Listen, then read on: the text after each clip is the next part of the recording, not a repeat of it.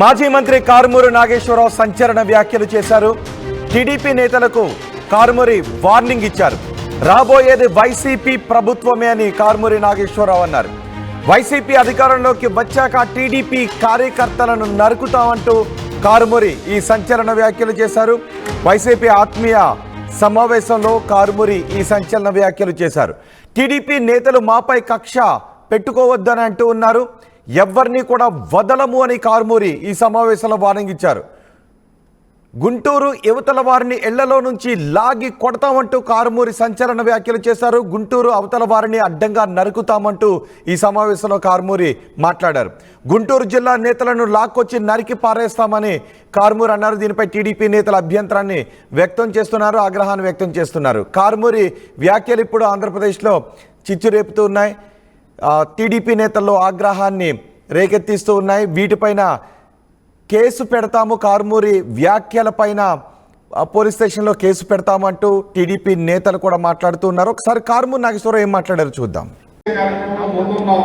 కానీ ఇది జరగరాంది జరిగిందనేది నమ్ముతున్నానని చెప్పి సందర్భంగా తెలియజేస్తున్నాను. ఇది మొన్ననే నేను పెద్దిరెడ్డి గారి దగ్గరికి వెళ్ళాను.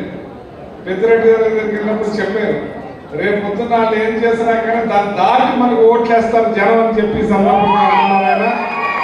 అలాగే అక్కడ ఉన్న తెలుగుదేశం నాయకులు కూడా మా మీద కక్ష చూపించకండి, రేపు పొద్దున్న మేమేం మీతో గొడవ పడతలేదు, మీరు రేపు పొద్దున్న మీద మా కక్ష పెట్టుకోకుండా అని అన్నారు.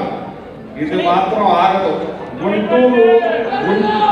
గుంటూరు యువతల నుంచి ఇంట్లోంచి లాగి కొడతారు, గుంటూరు అవతల నుంచి నరికి పడేస్తారని చెప్పి ఎందుకంటే వాళ్ళ ఇంటికి మన ఇల్లు ఎంత దూరమో మన ఇంటికి వాళ్ళంటే దూరం అనుకుంటున్నారు. మొన్ననే మన ఉభయ గోదావరి జిల్లాలో ఎప్పుడు కూడా ప్రశాంతంగా అన్నదమ్ముల భావంగా పోతూ ఉంటాం. కానీ అత్తిలి మండలంలో 14 మంది ఎంపీటీసీలు మనకి, 4 వాళ్ళకి. కానీ మన జనాన్ని ఎవరినవ్వకుండా అడ్డం కొట్టేసి కిరాయి నౌకలు తెప్పించి ఇంటి మీదకి పంపించి చాలా దౌర్జన్య కాండ చేశారు. మనం ఒక్కళ్ళు కూడా మిస్ అవ్వకుండా కాపాడుకున్నాం. అలాగే ఇంటి ముందు కూర్చున్నాం. ఇట్లాంటి దుర్మార్గమైన సంస్కృతికి తావు లేపారు.